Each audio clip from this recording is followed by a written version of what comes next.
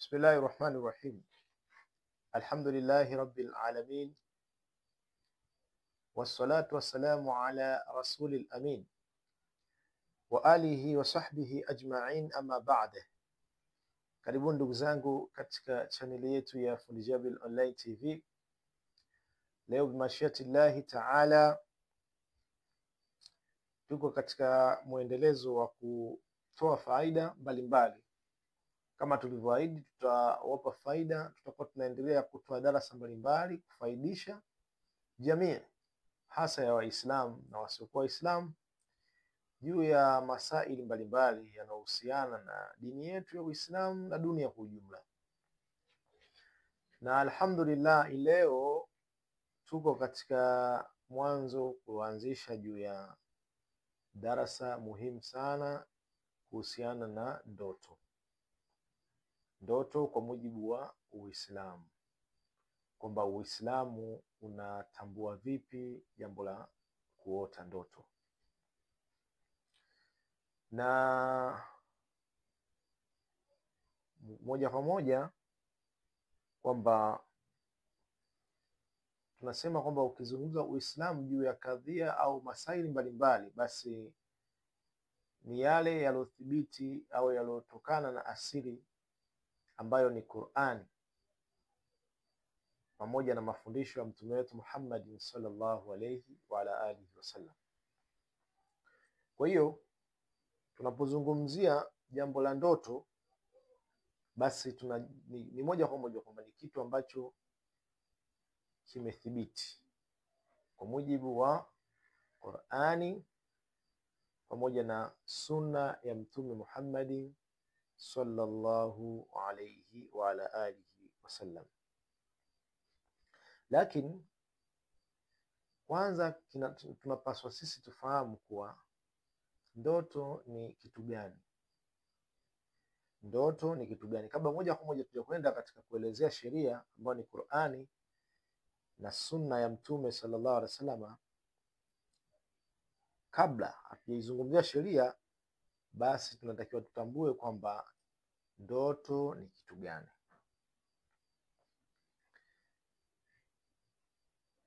Kwa hiyo kwa mujibu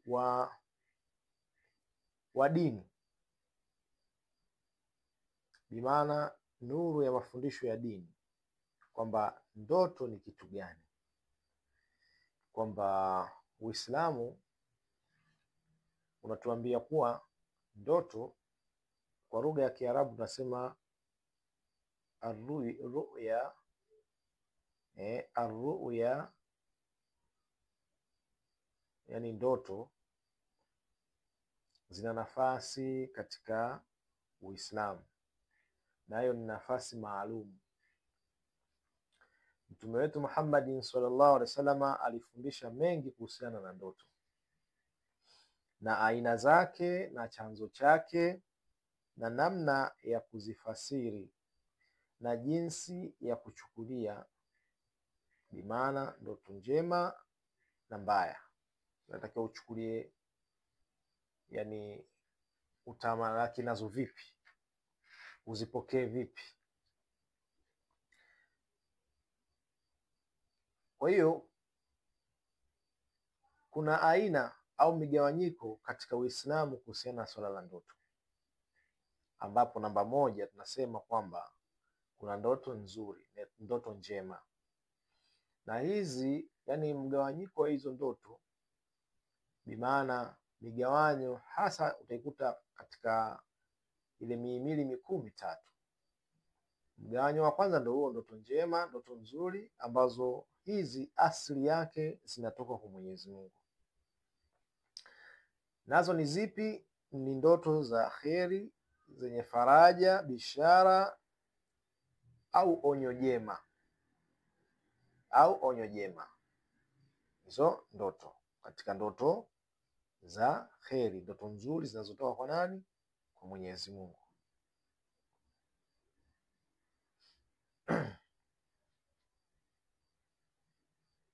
Pili,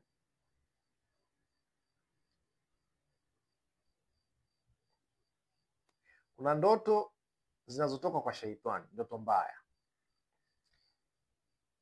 Sampuli ya pili ni ndoto mbaya ambazo zenyewe zinatoka kwa sheitani laanatullahi alayhi, na ni zile zinazosababisha hofu. Yani mtu anapoota ndoto hizo zina vitisho, majanga na maono ya kutisha. Basi juu ya sampuli ya ndoto hizi mbili, ndoto nzuri na ndoto mbaya, Mtume sallallahu alaihi wasallam amesema ndoto nzuri zinatoka kwa Allah. Hadithi kaipokea Imam Bukhari, na hadithi hiyo anasema kuwa ndoto mbaya inatoka kwa sheitani. Na sampuli ya tatu ya ndoto ni ndoto za nafsi, ndoto zinazotokana na nafsi. Hizi ni asili yake ni mawazo yale ya kila siku mtu anayokuwa nayo na hali ya moyo wake, ikiwa katika ule wasiwasi, hofu na yale matarajio. Hiyo ndiyo sampuli ya ndoto ya tatu, ambapo Mtume anasema katika hadithi ya Imam Muslim, anasema Bwana Mtume sallallahu alaihi wasallam, na ndoto inatokana na nafsi yake mtu mwenyewe, na kuna ndoto inatokana na nafsi yake mtu yeye mwenyewe, bimaana yale yanayomshughulisha, anayowaza sana, yanayoingia katika moyo. Kwa hiyo hizo ndio migawanyiko tunasema mitatu ya ndoto. Ndoto zote zinagawanyika katika migawanyiko hiyo mitatu.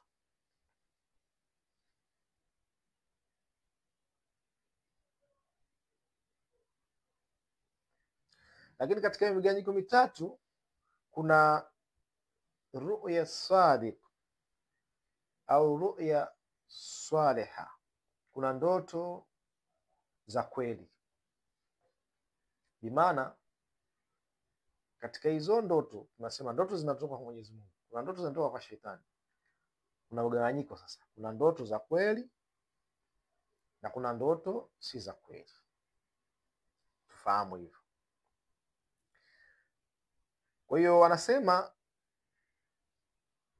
ndoto ya kweli, Mtume sallallahu alaihi wasallam anasema, kwa haraka tukienda katika tafsiri au mafumu ya hadithi aliyoipokea Imam Bukhari, anasema Mtume, ndoto ya muumini ni moja ya sehemu 46 za unabii. Katika hesabu ya sehemu kuna moja labda ya mbili, moja ya tatu na kadhalika, zile hesabu za sehemu. Kwa hiyo Mtume anatuambia kwamba ndoto ni moja ya sehemu 46 ya unabii. Bimaana unabii una ule ukamilifu wake, kuna nusu mfano, kuna robo na kadhalika, kama zile hesabu za sehemu kwa wale wasoma hesabu. Lakini ndoto inavyochukuliwa katika Uislamu, Mtume anasema ni moja kati ya sehemu 46 za unabii, kwa sababu manabii walikuwa wakipokea wahi.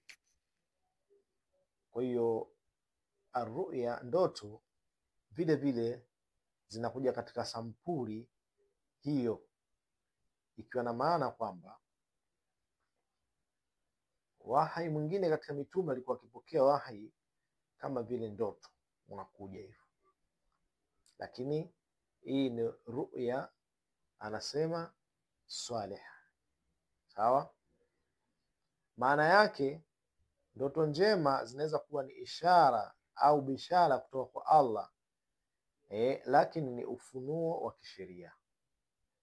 Hiyo ndiyo maana yake, kwamba ru'ya swaliha, kwamba ni ndoto katika zile ndoto zinazotoka kwa Mwenyezi Mungu, lakini pia zinaweza zikawa ni ishara na bishara kutoka kwa Allah, lakini si ufunuo wa kisheria.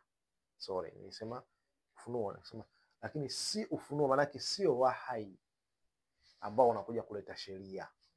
Hapo ieleweke vizuri. Kwa hiyo kama tunavyosema kwamba ndoto ziko katika sampuli, migawanyiko yake mitatu. Tumesema kwamba ndoto zinazotoka kwa Allah ambazo ni ndoto nzuri, na ndoto zinazotoka kwa Sheitani, ndoto mbaya zenye kutisha, na ndoto zinazotoka hadisu nafsi, yani zile ndoto za mtu nafsi yake inajihadisia kutokana na mawazo mengi na mambo yaliyomzunguka katika mazingira. Lakini katika hizi ndoto, ni maana ndoto, tukianza katika ndoto zinazotoka kwa Mwenyezi Mungu, ndio tunasema kwamba ni nini? Ru'ya salihah, ni ndoto za bishara, ndoto njema, zikiwa naita bishara kutoka kwa Allah subhanahu wa ta'ala, lakini si wahi. Tueleweke hivyo, sio wahi kwamba sheria, mtu kaletewa sheria. Na hili hapa ndio pamekuja kuzuka watu ambao wanadai kuwa wao ni mitume, wanadai kuwa ni manabii, wengine wanadai uungu, wengine wanadai utoto wa uungu. Allah tulinde na tuepushe na haya. Kwa sababu gani? Ima kuna wakati katika maisha yake alijitahidi kumcha Mwenyezi Mungu, akawa mtu mwema, Mwenyezi Mungu akamletea maono, bishara mbalimbali, basi akakurupuka, nafsi ikamchezea, akakurupuka kuelezea kwamba yeye ni mtume. Katika Uislamu tushakutana na watu hao, tushapambana nao, lakini yote ni kutokana na nini? Ujinga, ujahili. Ujinga ndio unawafikisha watu katika kuvuka mipaka, kufikia katika daraja kama hizo za mpaka mtu kujihisi kuwa yeye anapata huo ni wahi. Kumbe hapana, kwamba ndoto zinapokuja kwa mtu mwema, yale maono mazuri, basi hiyo ni ru'ya, inaitwa swaliha, inayotoka kwa Mwenyezi Mungu Subhanahu wa Ta'ala. Kwa sababu tumesema hizo ndoto kama zilivyo sampuli tatu, inatoka kwa Allah, inatoka kwa Shetani na ya hadisu nafsi, lakini pia kuna ndoto za kweli na ndoto sio za kweli, ambapo ru'ya swaliha ndoto ya kweli hii inakuja kwa muumini, mtu mwenye kujitahidi katika ibada, kumcha Mwenyezi Mungu Subhanahu wa Ta'ala. Ndio Mtume akasema inapokuja hiyo, basi ni moja katika sehemu 46 za wahi. Hadithi kaipokea Bukhari. Maana yake ndoto hiyo inaweza kuwa ni ishara na bishara kutoka kwa Mwenyezi Mungu, lakini si ufunuo wa kisheria, sio ufunuo wa kisheria. Na hii tumesema kabla tujaanza kusoma aya za Qur'ani, asili ya ndoto kubainishia, na wala hatuja kwenda mbele zaidi. Kwa hiyo ndio hivyo.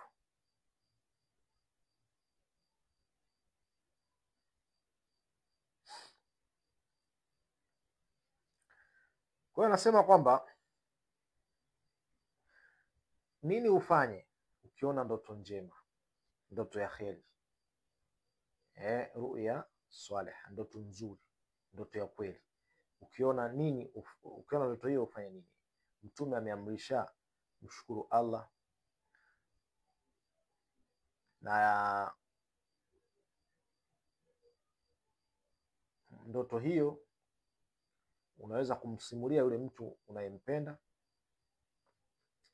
na anayekutakia kheri tu. Usimwambie mtu mwingine ambaye hakutakii kheri. Usimweleze mtu mwenye chuki na wewe, wivu au asiyeelewa, usimweleze. Maana mweleze mtu mzuri mwenye mapenzi na wewe. Kwa hiyo hiyo ndiyo mgawanyo wa kwanza katika hizo sehemu mbili ambazo ndoto hizo zinagawanyika katika. Tumesema vigawanyo vyake ni vitatu: ndoto nzuri kutoka kwa Allah, ndoto mbaya kutoka kwa Shetani, na ndoto ya hadisu nafsi, yani nafsi yako inajielezea, inajikumbusha yenyewe kutokana na mawazo na kadhalika.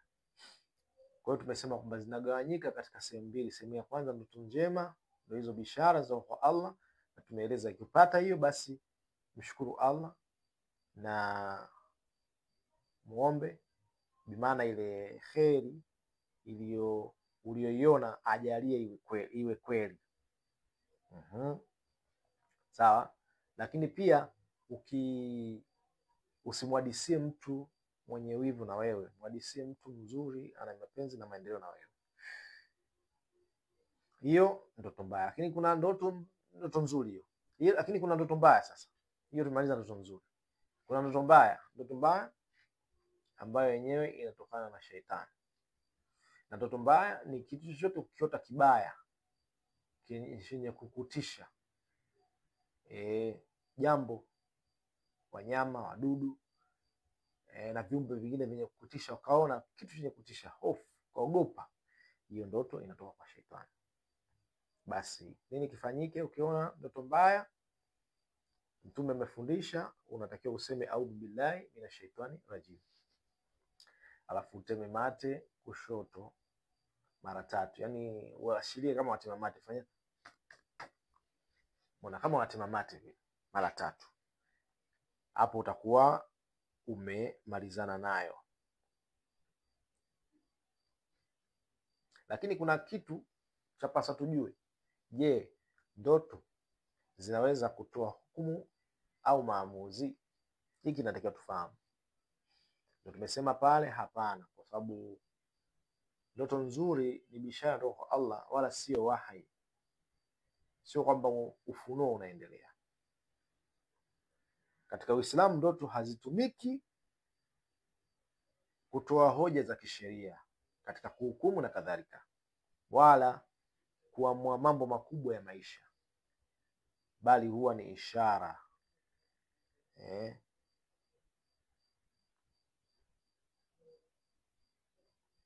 Kwa hiyo huwa ni ishara ambazo ima mtu anahimizwa katika kufanya mambo ya kheri au anaonywa unajua jambo la shari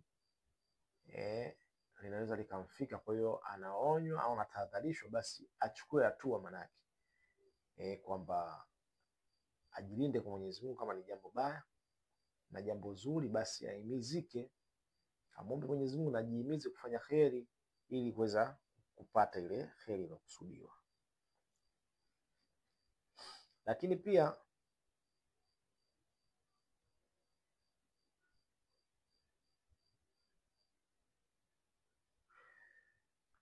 tafsiri ya ndoto katika Uislamu, kufasiri ndoto ni elimu, na si kila mtu anaweza kuifanya. Ili pia tulijue, tafsiri ya ndoto katika Uislamu ni elimu ambayo kwa watu maalumu waliobobea juu ya fani hiyo,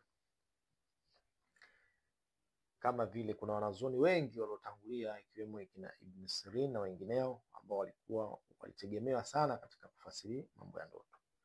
Na muktadha wa utoaji, bimaana ile elimu yenyewe na hali yake ya mtu kiimani na maelezo ya hiyo ndoto.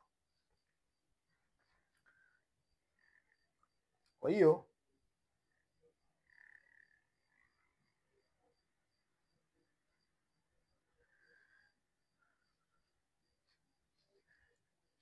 asema ndoto mfano za mwisho wa nyakati. Kuna imani ambayo watu wanaitakidi. Mtume sallallahu alaihi wasallam anasema mwisho wa zamani ndoto ya muumini haitakosa ukweli. Maana yake ni nini? Anasema juhudi za waumini zitakuwa safi, hivyo ndoto zake huja wazi zaidi. Yaani kwa kuwa muumini anajitahidi kumcha Mwenyezi Mungu, basi ndoto ya muumini haikosi kuwa ukweli. Bimaana wewe jitahidi kuwa msafi, mche Mwenyezi Mungu, basi Mwenyezi Mungu atakujalia ndoto yako, utakuwa unaota ndoto ya kweli ambayo itakuwa inatokea kweli. Nukta nyingine, ndoto hazifungamani na muda. Tujue kuna watu wanaitakidi kwamba labda muda fulani akiota, yaani ikiota muda fulani kwamba ndoto hiyo sio kweli, lakini muda fulani ndio kweli. Hapana, kuna imani ambayo watu wanaamini hivyo. Katika Uislamu hakuna hadithi sahihi iliyothibiti inayosema ndoto inategemea na muda. Hakuna. Sawa? Hakuna. Turejee huko. Kitu muhimu, si kila ndoto ina tafsiri, hilo lieleweke.